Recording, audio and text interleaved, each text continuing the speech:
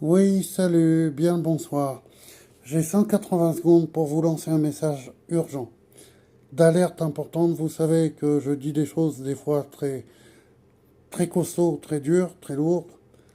Et je vais vous en dire une encore. La Russie parle de faire un gouvernement mondial. Moi, je veux bien. Ils disent tout le monde aura le même salaire, comme ça, il n'y aura pas de jaloux. Et c'est normal que tout le monde ait le même salaire pour le travail qu'il fait. Comme l'autre, il travaille, ben, il a le même salaire que l'autre. Il n'y a qu'un problème, c'est que les Russes ne sont pas très partageurs, surtout au niveau du pouvoir. Je vais vous expliquer à quoi je vous le prouve.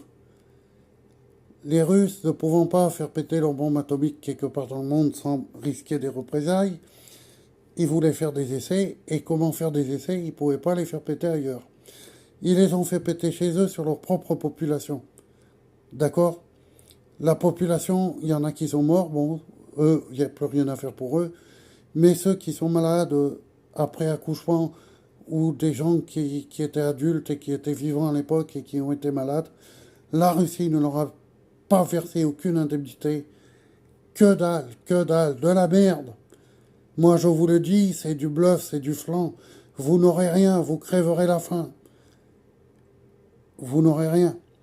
Refuser cette union mondiale, c'est un piège de merde à la con.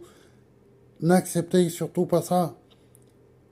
Dans la Bible, on l'appelle l'Antichrist, le gars qui va se présenter avec l'idée d'un monde mondialement connecté et mondialement uni à un dirigeant. Non, non, c'est des conneries, c'est des conneries, c'est des conneries. Je vous le répète, c'est des conneries. Je suis désolé si la vidéo est censurée, mais ça se pourrait parce que j'ai l'impression qu'ils préparent le terrain pour cet idiot. Parce que c'est marrant qu'on fait tout pour décevoir les Français. Si on fait tout pour les décevoir, c'est pour que l'autre, beau parleur, il passe facilement. À mon avis, on est en train de préparer un peu le terrain pour cet idiot. Moi, je me méfierais si j'étais vous, ça devrait péter bientôt. Et quand ça va péter, ne dites pas oui, vous serez automatiquement déçus. Et ne refusez pas l'aide des gens si vous dites non, on va se soutenir les uns les autres, on va s'entraider, on va trouver des solutions. Il n'y a jamais de problème, il n'y a que des solutions.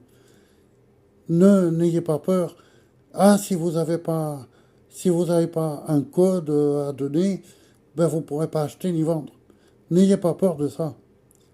Unissez-vous les uns les autres, vous serez forts face à cette personne, en admettant qu'on tienne compte des votes des gens et des Français.